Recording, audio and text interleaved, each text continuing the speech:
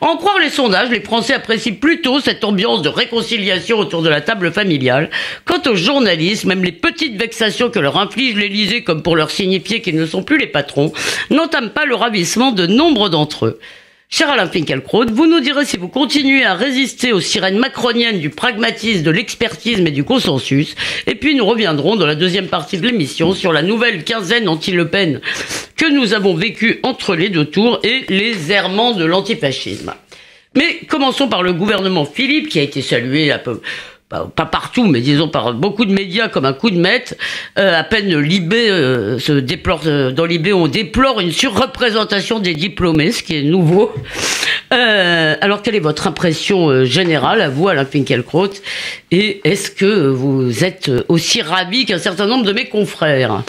Le progressisme béat du candidat Macron et ce que j'ai pu voir de son équipe de campagne dans le reportage diffusé par TF1 au lendemain des élections m'avait fait craindre le pire. Or, le pire n'est pas arrivé. Nous n'avons pas un gouvernement de start-upers décontractés et arrogants. Le président jupitérien ne ressemble pas encore à De Gaulle, mais un peu moins à Mark Zuckerberg. Et avec les contraintes absurdes qui étaient les siennes, parité plus nombre égal de politiques et de représentants de la société civile, il a composé un gouvernement aussi sérieux que possible. Excusez-moi, est-ce que la parité, c'est une contrainte qui s'impose lui-même? Il me semble pas que la parité dans le gouvernement soit une obligation. C'est devenu aujourd'hui une obligation relayée par les médias parce que j'ai entendu Patrick Cohen reprocher au Premier ministre d'avoir certes respecté la parité, mais de n'avoir confié qu'un ministère régalien à une femme, en l'occurrence Sylvie Goulard, aux armées. Alors, que les choses soient claires. Dans ma vie, je ne respecte pas la parité parce que mes amis les plus chers sont des femmes, mais simplement je trouve très humiliant pour les femmes de devoir à la loi leur présence ici ou là. C'est tout ce que je dis en émettant cette petite critique. En tout cas, donc c'est un gouvernement très sérieux, en dépit de ses contraintes.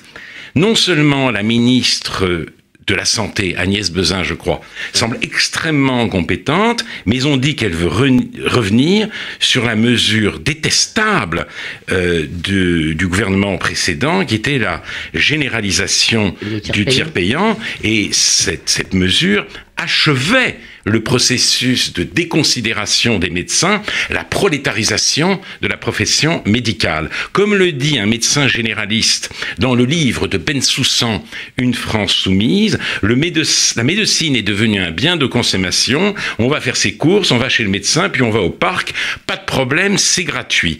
Agnès Buzyn va peut-être contribuer à rendre à monsieur le docteur un peu de sa dignité perdue. De même, la ministre du Travail est-elle réputée pour avoir fait de Danone, où elle exerçait la fonction de directrice de... Son prénom, Madame Pénicaud, oui. Oui, mais son prénom... Je ne sais plus. Directrice des ressources humaines, une des entreprises les plus avancées socialement en France. Mais ce n'est pas tout. Ce n'est pas tout.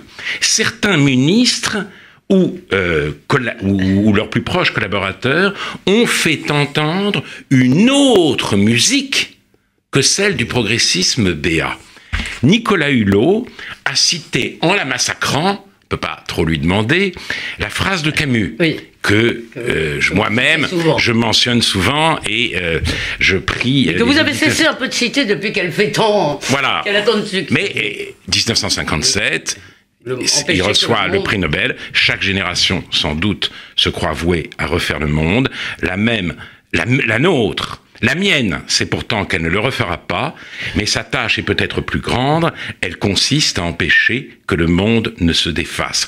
On ne saurait mieux formuler l'ardente obligation du passage du principe espérance, pour parler comme Mentionas cette fois, au principe responsabilité, c'est-à-dire de la constitution d'un conservatisme sans rapport avec la défense des privilèges et de l'ordre établi. Et puis... vous alliez passer à l'éducation peut-être, mais avant, je voulais vous poser quand même la question de l'aspect très européen, européiste, et même, comme le dit Maxime Tanzonnet, bruxelliste peut-être de ce gouvernement. Bruxelliste, nous verrons bien, mais vous savez que c'est peut-être mon différend avec la tendance générale de causeur. Je ne suis pas souverainiste, je suis pour une réforme de l'Europe, mais je considère que c'est à l'intérieur de l'Europe que peuvent être réglés les problèmes qui nous concernent. Mais effectivement, si c'est une tendance bruxelliste, alors ce serait dommage. Mais nous verrons bien. Simplement, voilà, vous m'avez dit, on passe à l'éducation. Parce qu'il y a eu la grimace de Najat Vallaud-Belkacem quand elle a appris le nom de son successeur.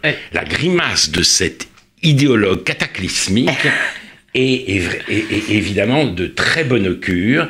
Elle est le plus bel hommage que le nouveau ministre, Jean-Michel Blanquer, pouvait espérer. Bon, on ne vous a pas dit que c'était l'ère de la bienveillance, Alain Finkielkraut ? Oui, lui-même d'ailleurs. Mais vous n'êtes pas très bienveillant. Lui-même reprend ce terme à son compte. Il dit bienveillance, mais justement, il dit bienveillance pour pouvoir, en quelque sorte, réintroduire un peu d'exigence. Il veut rétablir l'exigence à l'école.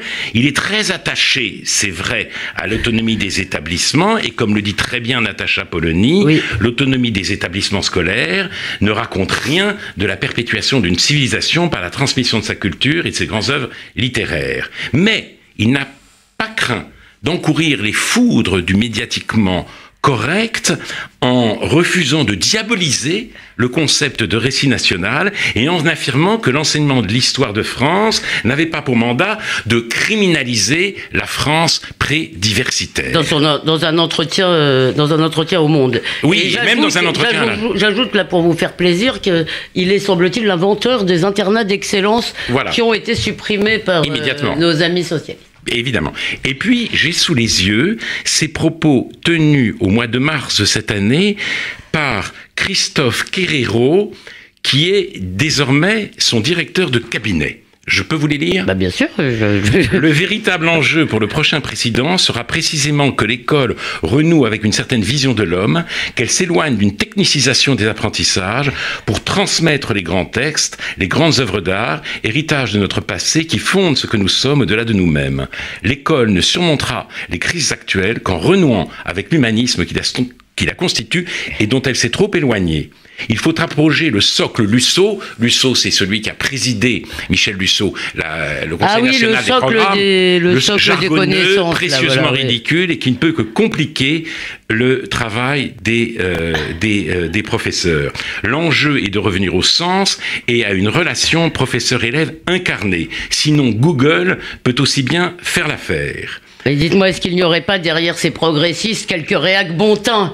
En tout cas, il ajoute, pour aggraver son cas, dans ce prolongement, une mesure simple mais nécessaire doit consister à revenir aux grands textes patrimoniaux dès le plus jeune âge, donner des repères simples et clairs, enseigner les 4 opérations, bref, ne pas insulter l'intelligence des enfants, mais au contraire la stimuler sans cesse. Pourquoi ne pas exiger d'apprendre une fable de La Fontaine par semaine dès le plus jeune âge? Y a-t-il meilleur enseignement? C'est par ces principes simples que nous renouerons aussi avec la culture de l'effort, du travail et de l'autorité. Et moi, je vais m'y mettre. Une fable de La Fontaine par semaine, ça me paraît pas mal. Et alors, et c'est très intéressant parce que depuis quelques décennies même, la culture a été en quelque sorte exfiltrée de l'école. Oui. Quand on se demande quelle sera la politique culturelle du gouvernement, on se tourne vers... On s'interroge sur ce que va faire le ministère de la Culture, qui est aujourd'hui le ministère du n'importe quoi, puisque tout est culturel. Et donc, on se demande avec Télérama quelle place va être faite au hip-hop et aux metteurs en scène d'opéra qui transforment Mozart en militant de la lutte anticoloniale. Enfin, en même temps, l'essentiel du travail du ministère de la Culture consiste quand même à gérer les grandes institutions culturelles.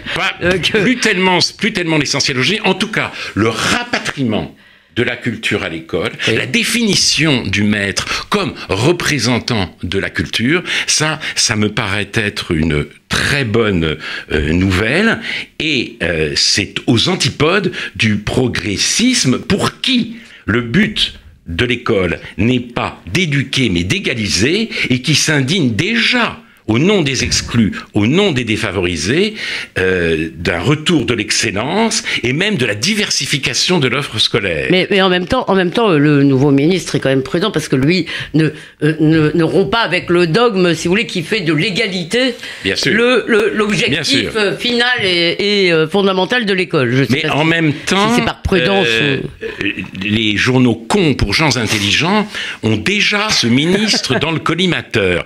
Là, par exemple, Le Monde a publié un immense article d'un hyper-sociologue, Pierre Merle, qui est tout à fait extraordinaire, parce que il s'inquiète de voir justement revenir une diversification de l'offre scolaire, parce que là, il disait que les précédentes réformes avaient pour effet merveilleux de limiter la diversité de l'offre pédagogique des établissements. Revenir là-dessus avec des parcours d'excellence, avec des classes bilingues, c'est un retour en arrière, une forme de conservatisme scolaire, et attention, disons, c'est élitaire, élitiste. C'est élitaire, c'est élitiste, et le seul espoir qu'on puisse émettre, c'est que notre ministre de l'Éducation saura résister à ces pressions aussi menaçantes pour le nivellement par le bas. En tous les cas, il a plutôt effectivement donné des signes positifs. Mais attendons l'action quand même. Avant qu'on passe au cas Schiappa et à l'antifascisme, une question très rapide. Je vous cite Maxime Tandonnet qui disait: ces derniers jours, la France d'en haut, médiatisée, visible, officielle, communie dans un indescriptible enthousiasme et quasi unanime à propos de l'élection du plus jeune président de l'histoire, de la faillite des vieux partis et de la recomposition politique en marche. Dans l'euphorie, on oublie l'autre France. Alors, est-ce que, tout de même, il n'y a pas un peu, si vous voulez, c'est vrai, Macron a mis au point son équipe, si vous voulez, c'est un peu la France qui gagne, tout de même, ce gouvernement et cette... C'est vrai, vous avez raison, on risque d'oublier l'autre France, et ça, je pense que je pourrais formuler mieux l'inquiétude que j'éprouve devant cet oubli éventuel au terme de la critique de l'antifascisme que nous avons envisagé de faire. Donc, selon votre coutume, vous répondrez à ma question. Mais tardivement. Un mot tout de même sur Marlène Schiappa, ah bah oui. ministre de l'égalité des hommes et des femmes. Et si on considère que Richard Ferrand, lui, est ministre de la ville, c'est-à-dire la cohésion territoriale. Oui, c'est le ministère de la ville, pardon. Mais vous avez raison. Le ministre de la cohésion territoriale, ce sont deux gens qui sont quand même sur une ligne assez différentialiste. Et c'est un vrai clin d'œil, disons... Mais c'est ce que j'allais dire. C'est ce que j'allais dire. J'étais plutôt agréablement surpris par la composition de ce gouvernement, et notamment certaines personnalités que justement dont j'ai voulu souligner le sérieux et l'entorse qu'elle faisait à l'idéologie du progressisme, qu'elle constituait même à l'idéologie du progressisme BA. Mais Macron n'a pas tout à fait oublié Macron. Il a nommé une secrétaire d'État à l'égalité homme-femme, Marlène Schiappa, l'une des membres les plus dynamiques et les plus inquiétantes de sa start-up initiale. Et cette très active blogueuse s'en est prise violemment à Manuel Valls parce qu'il avait osé dénoncer l'antisémitisme dans les quartiers populaires. Elle a écrit que l'interdiction du voile à l'école était contraire à l'esprit de la loi de 1905, et j'ai souffert le martyre en écoutant une conférence à la Fondation Jean Jaurès, où sur un ton à la fois agressif et monocorde, elle s'en prenait avec une violence inouïe au sexisme, à la misogynie de la religion catholique et accessoirement de la religion juive, les Loubavitch en l'occurrence, sans un mot évidemment sur l'islam. J'ai honte car je vous avoue avoir reculé devant cette conférence. Eh bien, non mais j'ai honte de moi, cher Alain. En quelque sorte, peu importe que ce soit le Christ qui ait dit « tu ne lapideras pas la femme adultère », le problème en France, ce n'est pas l'islamisme, c'est l'islamophobie. Ainsi Macron a-t-il répondu à l'appel solennel que nous avions lancé la semaine dernière en faveur de Malek Bouti. Abba Bouti, répond-il, abat la laïcité républicaine, vive Marlène Schiappa, elle est la marque de gauche de ce néo-libéral. Ce n'est plus tout à fait Mark Zuckerberg, mais ce n'est certainement pas De Gaulle. Le modèle américain du vivre ensemble prévaut, hélas, sur le modèle français et le repoussoir de cette politique. C'est évidemment l'identité rabougrie, le repli, la haine de l'autre, bref, le fascisme. Et nous y arrivons, donc peut-être vous pouvez ajouter à votre appel de la semaine dernière, cher Alain, peut-être pouvez-vous demander tout simplement la démission de Marlène Schiappa maintenant. Non, ça vous n'iriez pas jusque-là. Je n'irai pas jusque-là, je pense qu'il est trop tard, je ne suis pas entendu en très haut lieu, j'en prends mon parti, ce n'est pas la première fois que ça m'arrive. Sur cet aspect qui nous importe, la question de la laïcité, du multiculturalisme rampant qui s'installe, ce gouvernement n'est guère... il est guère encourageant et voilà. Et il a fait sur ce point-là. Il est très deuxième gauche. Un choix très clair. Bon, alors, vous m'avez parlé de la quinzaine anti-Le Pen. Voilà. Mais justement, si vous voulez bien, je voudrais faire un retour critique sur juste l'idéologie antifasciste. C'est-à-dire un retour historique. Oui. Revenir. Vous voulez partir du vrai antifascisme. Ouais, du vrai, mais déjà problématique. Je voudrais partir de la phrase d'Orwell. Absolument extraordinaire. Oui. La gauche est antifasciste, elle n'est pas antitotalitaire. Évidemment, ça c'était vrai dans les années 30.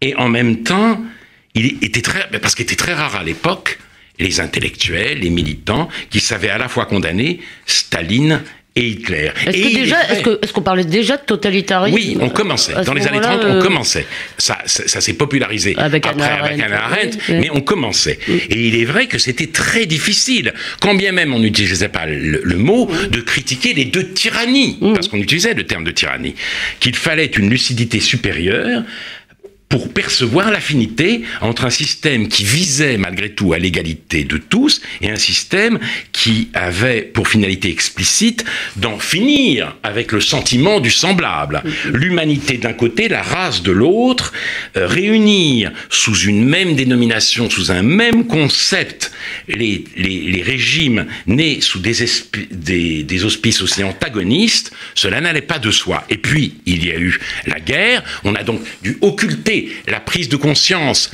qui était apparue au moment du pacte germano-soviétique. Il fallait faire son choix. Ce choix était nécessaire. Mais l'antifascisme n'est pas mort avec Hitler et Mussolini. Il a repris au contraire du service et retardé de 30 ans la prise de conscience par la gauche du totalitarisme communiste. Et là, je voudrais relire une phrase que je crois j'ai déjà lue. Il faudra bientôt me mettre de côté parce que je me répète. Mais c'est une phrase d'un livre extraordinaire de François Furet, Le passé d'une illusion. L'antifascisme, avec ce mot tout est dit de ce qui va faire le rayonnement du communisme dans l'après-guerre. Les communistes d'ailleurs ne s'y sont pas trompés, qui n'ont cessé de militer sous ce drapeau, de préférence à tout autre. Ils n'ont plus jamais voulu d'autres territoires politiques à leur action que cet espace à deux dimensions, ou plutôt à deux pôles, dont l'un est figuré par les fascistes, l'autre par eux-mêmes. Alors, la vérité, et c'est le bien et le mal. Voilà. Mais la vérité totalitaire est finalement apparue dans toute sa vérité dans les 2 dernières décennies du XXe siècle, sous les faits, sous le choc, sous le coup de boutoir de la dissidence. Puis, le mur de Berlin s'est effondré, le communisme est mort, mais l'antifascisme mensonger, l'antifascisme idéologique n'a pas fini sa carrière. Le fascisme aujourd'hui, oui. Le fascisme aujourd'hui devient le faire-valoir, si vous voulez, d'une vision purement économique du monde et d'une politique fondée sur la remplaçabilité, l'interchangeabilité des êtres humains. J'ai sous les yeux le rapport Attali. 300 décisions pour changer la France. C'était cette commission pour la libération de la croissance française dont Macron était le rapporteur adjoint. Et il s'est fait connaître à ce moment-là. Éric Orsena l'a rencontré. Et c'est à ce moment, dit Éric Orsena, que leur amitié politique a pris sens. Éric Orsena, à Jacques Attali, était à la rotonde et la décision 221 de ce rapport nous dit qu'il faut accueillir, élargir et favoriser la venue de travailleurs étrangers. Autrement dit, l'humanité se réduit dans cet esprit à ce type anthropologique extrêmement pauvre, l'homo economicus. Nous sommes tous des homo economicus et à ce titre, nous sommes tous irremplaçables, interchangeables. Est-ce que vous pouvez réexpliquer le lien que vous faites avec l'antifascisme ? Eh bien, je vais le dire tout de suite. Parce que pour qui la réalité humaine ne se laisse pas ainsi réduire, ceux qui pensent qu'il y a des civilisations, dont la nôtre, et que celle-ci doit pouvoir persévérer dans son être, sont traités comme les tenants d'une identité rabougrie. Et donc, d'une certaine manière, voici que surgit un nouvel espace à 2 dimensions, non plus fascisme contre communisme, mais fascisme contre économisme. Un économisme rebaptisé progressisme. Vous dites, non, ça ne peut pas durer comme ça, parce que le choc des civilisations est trop dur, la France se désintègre, et on vous répond, non, et vous avez tort, vous êtes fasciste, les hommes sont interchangeables. C'est-à-dire, juste pour être sûr, parce que votre raisonnement est subtil, donc, si vous voulez, de l'incapacité ou du refus, disons, de la gauche, de réévaluer son adhésion au communisme, en quelque sorte, vous vous rappelez du scandale du livre noir, on arrive aujourd'hui à l'antifascisme de bazar, si vous voulez, qui tient lieu d'identité, tient lieu d'identité un antifascisme, si vous voulez, qui est fondé sur une vision économique du monde, qui se veut très moral. Nous allons accueillir les autres, mais en fait, il est fondé sur cette vision économique. Et qui fait que le camp du bien, c'est le camp camp de l'économisme. Voilà. C'est nous avons besoin de travailleurs, etc. Mais il y a pire encore. Il y a pire encore dans cet antifascisme contemporain. Je voudrais citer brièvement une petite chronique de Charlotte Vanhoenacker. Charline Vanhoenacker.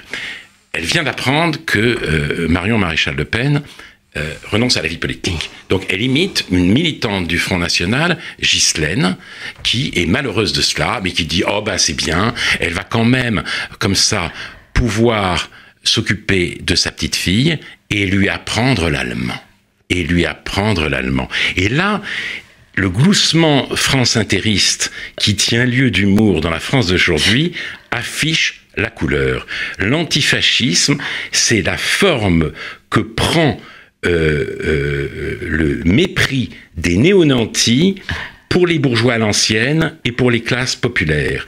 C'est le salaud de pauvre de Bobolande. C'est les ploucs et les bourgeois dont vous parliez précédemment. Voilà. Et alors, est-ce qu'on a un peu de temps encore ? On a 3 minutes. Tout compris. On a 3 minutes. Donc deux écarts.